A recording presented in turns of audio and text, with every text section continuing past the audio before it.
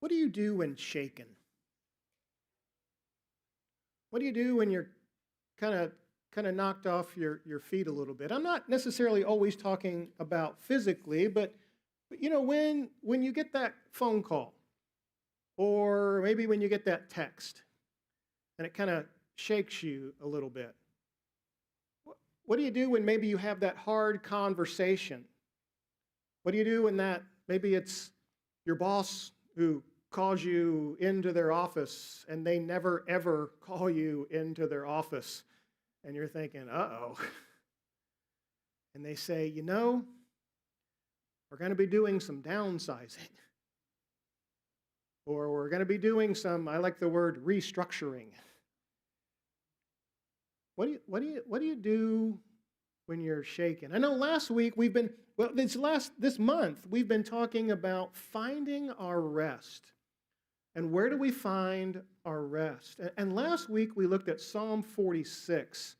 It talked about how do we find rest in the chaos. And the chaos there almost kind of felt like when the world is spinning out of control, when the mountains fall into the sea, when things that you could put hope and confidence and trust in don't turn out to be things you can put hope and confidence and trust in. Today I'd like us to look at Psalm 62. Still in this idea of finding our rest, but what do we do when we're shaken? And it's not necessarily something that's shaking us. Maybe it's someone. Maybe someone is shaking us, and maybe it's not something. Unfortunately, we live in a world where there are just some people who often will shake you. There are just some people in what they say or how they treat you or how they respond or the things there are just some people in the world that we live in, this broken world, waiting on the return of Christ when he's going to make all things new. There are just some people who shake us. They shake our confidence. They shake our sense of peace and well-being. They even shake maybe our integrity a little bit, right?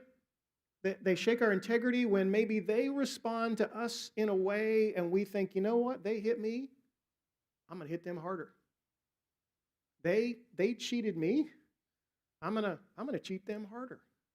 We sometimes get stuck in that cycle when we're shaken, when we suddenly kind of lose all maybe sense of what we should be doing as followers of Jesus, and we just want to fall into that. We're like, hey, you know what? If they did this to me, I'm going to do it back to them, but I'm going to do it even worse. If they're trying to destroy me, I am going to destroy them.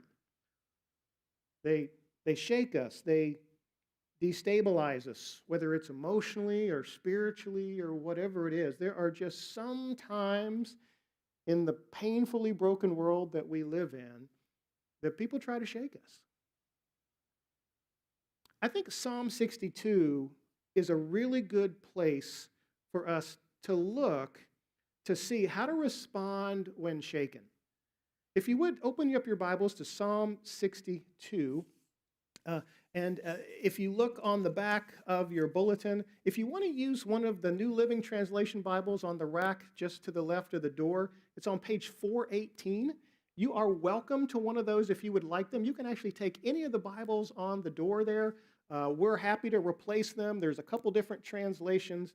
We're going to be looking at Psalm 62 in the New Living Translation this morning as we think about how do we respond when shaken? How do we respond when shaken? Follow along with me in Psalm 62. I wait quietly before God, for my victory comes from him.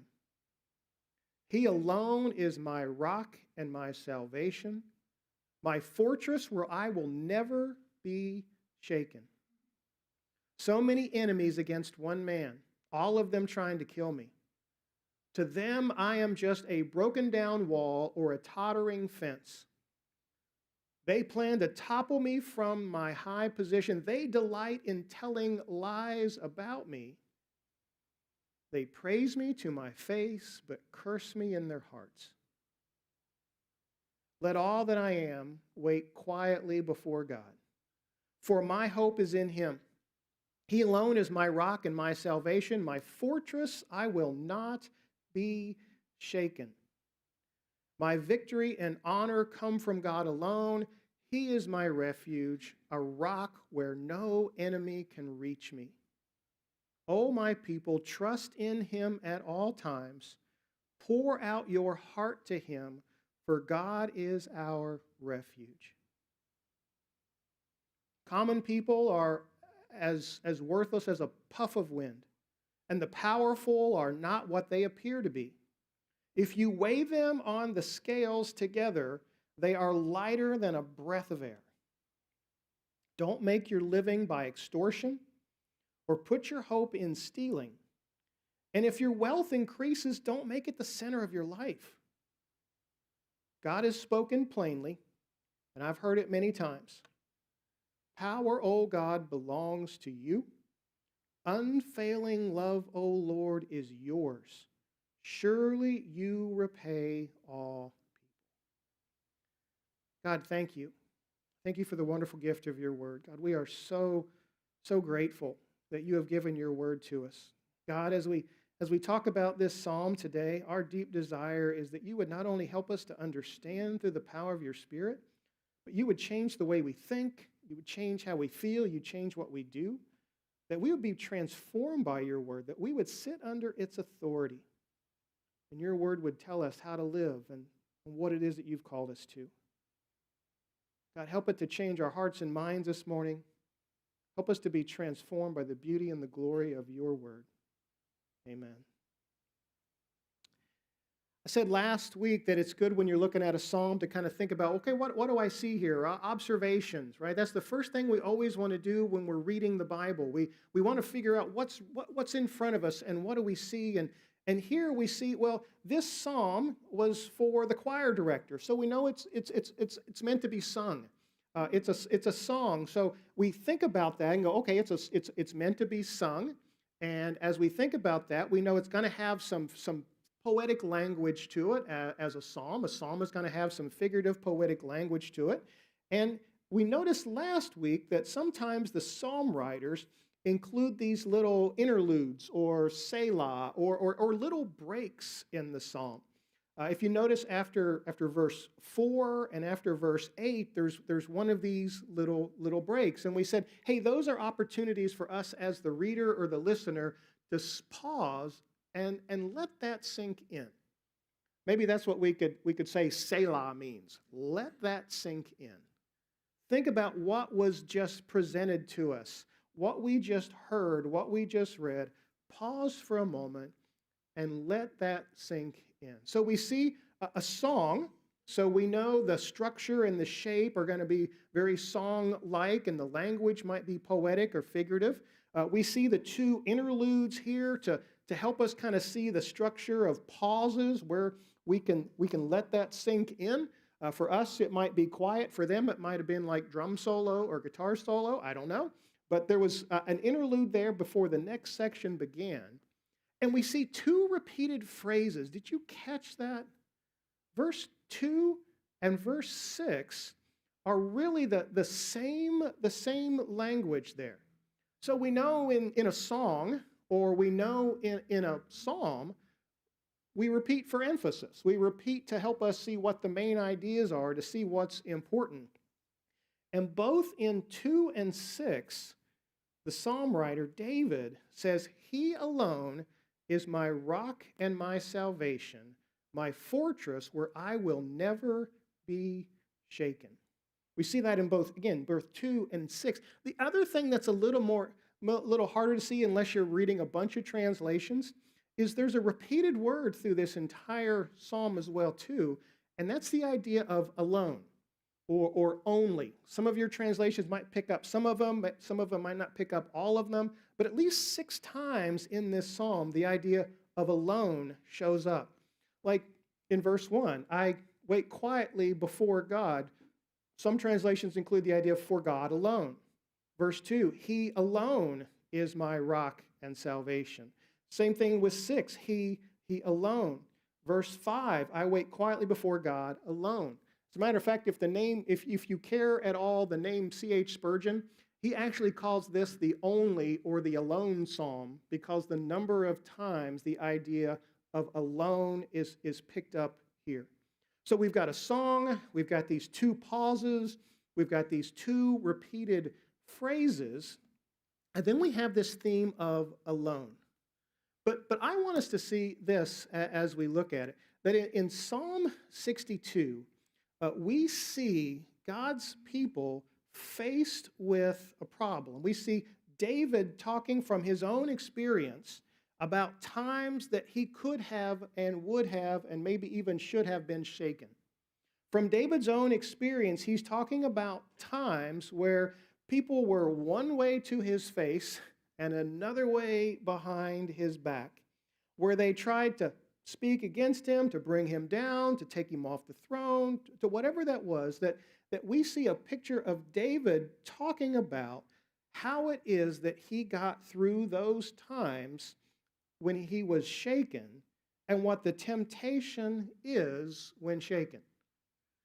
Is the temptation to resort to those tactics to retaliate, which is something we all struggle with when shaken. We want to retaliate. Or instead of retaliation, do we see David resting in what he knows to be true about God? I think within this passage, and there's 3 big commands here, 3 imperatives that this psalm hinges around. And with those, I think we can see some keys, 3 keys to unshakable rest. Instead of falling into the temptation of retaliation or whatever it might be in those situations, there's 3 keys here to help us to find our rest in God and in God alone. The first one is really in verse 5. If you noticed, it says, let all that I am wait quietly before God, for my hope is in him. And I said, if you read this across some translations, you would find the command there to find rest in the idea of waiting quietly, the idea of God alone in there, that we should rest in God alone when we are faced with difficulty. This is coming right off of the things that would shake him. This is coming right off of his description of friendly fire, as we might like to call it. Those people who are friends to our face and maybe enemies behind our back. Look at how he describes it in 3 and 4. So many enemies against one man. To them, I'm just a broken down wall or a tottering fence. I'm somebody who's weak. I'm somebody who's destabilized. I'm somebody that they could just push over with very little effort. I'm on the way down, and their plan is to topple me from my position. David, as the king of God's people, of Israel, they plan to topple me. They delight in telling lies about me. See, in the context of that situation, David is saying, let all that I am. Interesting, in verse 1, we saw something very similar when he said, I wait quietly, I rest before God. In verse 5, there's a greater emphasis in the command, let all that I am wait quietly before God. Let all that I am rest in God alone. Regardless of the situation that we find ourselves in, regardless of the situation that David, as the king, found himself in, there's a command here for us to rest in God alone. It's easy for us to find rest in the wrong things. We know that. That's where I think he's going in verses 9 and 10, the other side of the interlude or the other side of the break. When he talks about how we don't make our living by extortion or put our hope in stealing, he's pointing to that just because that's what they're doing, we shouldn't live like those attacking us. just because that's the temptation of our hearts is if, hey, they're going to extort us, we're going to extort them. If they're going to steal from us, we're going to steal from them. That's the temptation that all of us wrestle in. Those are the things that we rest in. And maybe we don't think we do. Maybe we think, no, that's not me. That's probably somebody else. But when we are shaken, exposes the reality of what we rest in. It's one thing when things are going great, you go, oh no, that's not me. I would never do that. I would never respond that way to an angry email. I would never retaliate that way, to unkind words among family members. But until the moment happens, that's when the true reality comes out of where are we putting our rest. Hey, when things are good, you're sitting on the beach in the summer and it's a great day, you can say, I rest in God alone. But when things feel like they're turned upside down, when those people around you seem like they're just messing with your life, turning things upside down, accusing you of things that aren't true, costing you your job, damaging your relationships, will you in that moment be able to say, let all that I am wait quietly before God, for my hope is in Him. And remember the theme of this psalm? Alone. Is my hope in Him alone? Am I resting in my ability to defend myself? Am I resting in some court of justice that I think will vindicate me? Am I resting in my ability to hit them back harder than they can hit me? Or am I resting in God alone? I discovered an old quote this week on a podcast I was listening to from Marcus Aurelius. If that name means anything to you. If not, you can Google it later. But his quote is that the best revenge is to not be like your enemies. That the best revenge is to not be like your enemies. That the tactics that are used, again, the best revenge is to not sink to the tactics of your enemies. And I thought, what a powerful picture for him to say that, because that is our response. That's, again, most of us wouldn't say that that's what we're resting in, is our own strength, our own power, our own sense of justice. But until things get shaken, until we are around people who delight in telling lies about us, who like to push us over like a broken down wall or a tottering fence, we will not know if we are resting in God alone. I always like to say, when it comes to principles like this in Scripture, we never rise to the occasion. We drop to our level of preparation. It's not that suddenly I'm going to, oh, you know what? I'm having a rough day. I got a bad boss. I had a bad conversation. I will rest in God alone today. No, it doesn't work that way. See, then the temptation is to use those same tactics and to rest in the wrong things. But when we are making a habit of resting in God alone, finding our strength in Him, seeing Him as the one that we come and wait quietly before, seeing Him as the one who is over all and in all and through all, when that is the habit of our hearts and minds, then when we're shaken, we know what to hold on to. And that's really the second command that I think comes here. So the first one there in 5 says, let all that I am wait quietly before God, find rest in God. He alone is our rock and salvation. The second command is found in verse 8. O my people, trust in Him at all times. Trust in Him. Put our faith and confidence in Him. When we talk about trust, we're talking about where our confidence lies. And why is it that we can put our confidence in God at all times? Look at verses 11 and 12. I think verses 11 and 12 spell this out beautifully for us. He says, God has spoken plainly, and I have heard it many times, which is just a beautiful poetic way to say, hey, this is true. I've heard this. He said this. I believe this. This is true. David is declaring, this I know to be true. Power, O God, belongs to you. Unfailing love, O Lord, is yours.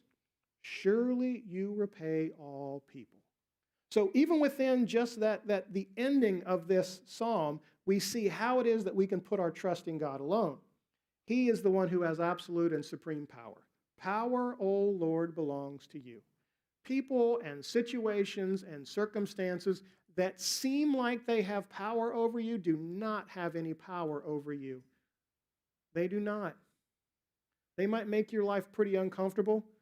They might make your life a little difficult at times, but power, O God, belongs to you. The one who spoke all of creation into existence is the one who has absolute power over every situation. I know that's true because in verse 12, when it says, surely you repay all people, speaking about the perfect justice of God. We know that God is at work, working out his perfect justice. Now, you need to know, though, there can be a stark difference between my perfect justice and God's perfect justice. Mine is much faster, and I usually come out ahead. That's my perfect justice. Things don't typically work out well in my perfect justice. They really don't. But things will always be perfect in God's perfect justice. The timing, the punishment, the decisions, whatever takes place in God's perfect justice is true and right.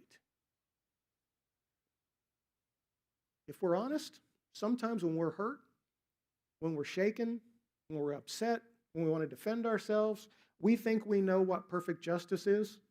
Only God is the one who is executing his perfect justice. He's the only one. And he does it on his timeline, not mine. Somebody speeds around me on the freeway, cuts me off. I'm hoping they get a flat tire immediately, right? You've been there. You know who you are. Don't laugh at me. It's true, right? You want to see them pulled over by a police officer immediately and given a ticket when they go flying around you.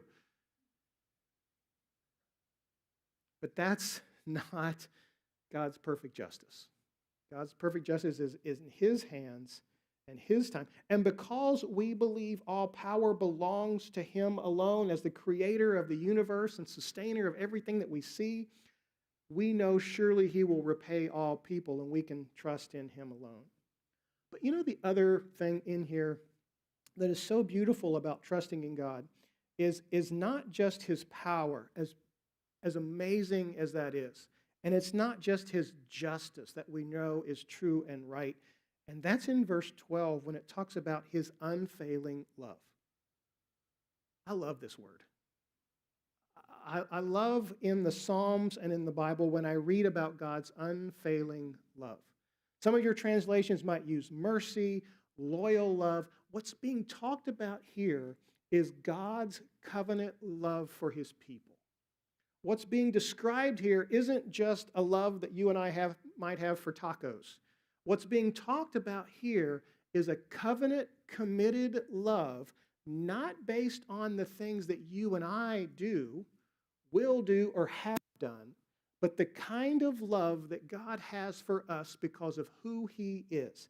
His loyal covenant love based on who he is and all that he has done.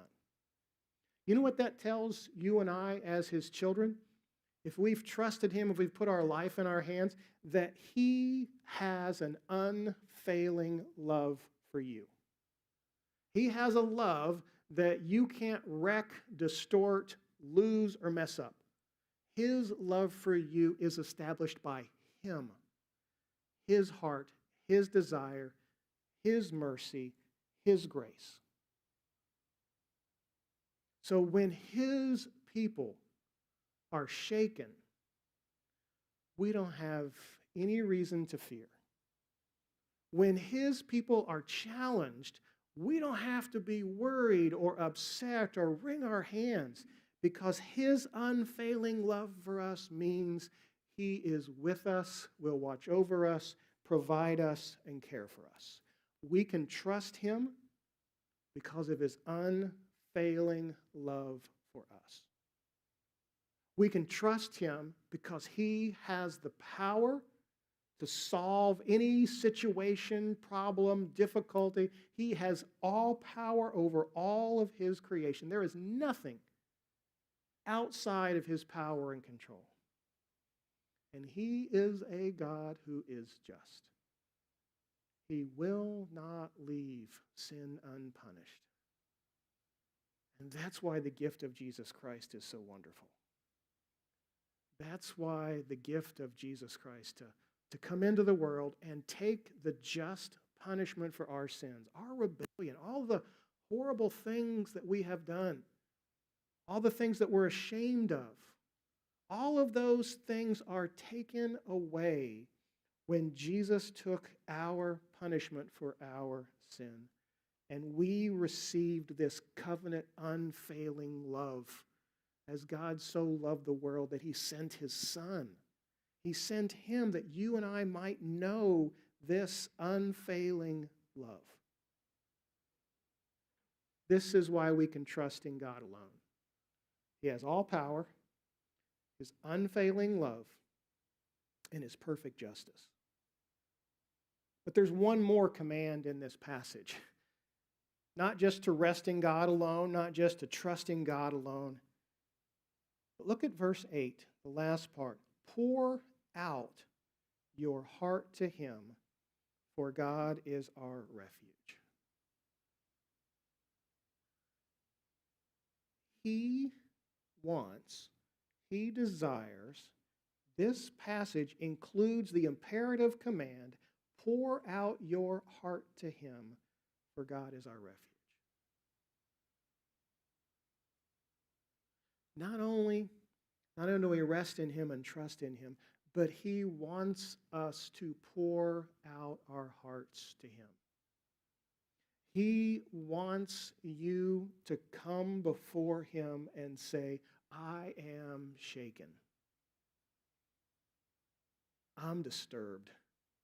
I'm upset. I want to retaliate. I want to punch back. I want to hit harder. I want to extort. I want to defame. I want to attack. I want to lie. God, please, let me pour my heart out to you and come to you and know that you alone are God. You are our refuge. Pour out your heart to him, for God is our refuge. Verse 2, he alone is my rock and my salvation, my fortress.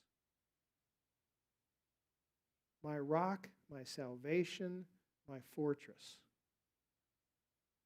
My refuge, my rock, my refuge. I'm just reading through this psalm. My refuge, my rock, my fortress. He commands us with this beautiful invitation to come to him in prayer. You ever prayed those kind of prayers? You know, sometimes we have these beautiful, eloquent prayers that we prepare beforehand to talk about the greatness and the goodness of God. And sometimes we just have those prayers that are like, I don't know anymore, God. I just don't know what to do. I don't know how to handle this situation. I don't know what to deal with this news. I don't know how to deal with this person. I don't know how to deal with this. God, please help me. It's not beautiful, eloquent King James Version language. It's just, God, please. I so desperately need you. What an incredible God that we serve that invites us into that kind of relationship with him. What an amazing God that we serve. The God who is all-powerful, unfailing love, and perfect justice invites you and I to pour out our brokenness to him. To pour out our discouragement, our depression, everything. everything that is wrestling and causing us to be shaken, he is inviting us to pour out to him, for he is our refuge. Our refuge is in nothing else. You know what's so interesting about this psalm is this is not a psalm about finding your inner peace. It's about finding the person who is worthy of complete dependence. At no point in this is this David's idea for three things for better living.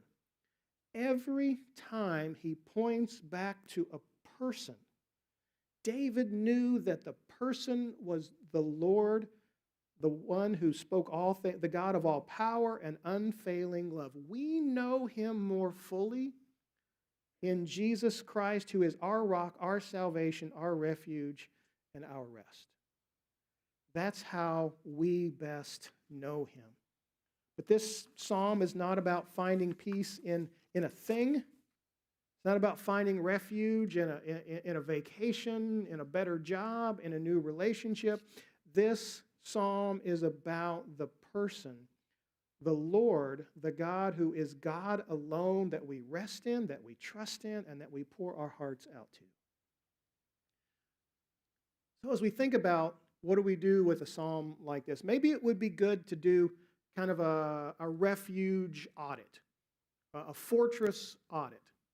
Before you get shaken, maybe it would be good to come before the Lord, he's inviting you to, and have him reveal the things or the people that you are acting like is your refuge and fortress. Maybe asking him to expose you before the storm comes, before the shaken and the phone call, maybe going before him and saying, God, please show me those things or those people that I am looking to for security besides you.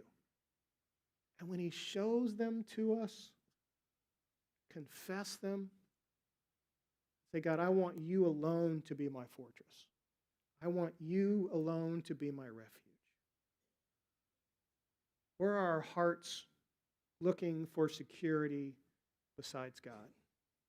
Secondly, I think we need to think about our heads, the things that we think about, the things that fill our hearts and minds. Like I said last week, who talks to you first thing in the morning? Do you allow the Lord to speak to you through his word? Or do you allow somebody else to speak to you? Or like I said, the worst person that speaks to me in the morning is the one that exists in my head, right? When I'm the thoughts that I have myself. And I need to come before the Lord and say, okay, God, what is it that I need to remember today about who you are? Maybe I can begin first thing in the morning, hearing from the Lord through his word, and then asking him to help me, to pour out my heart to him and say, what do I need to remember today? Before the day happens, do I need to know that you are my rock?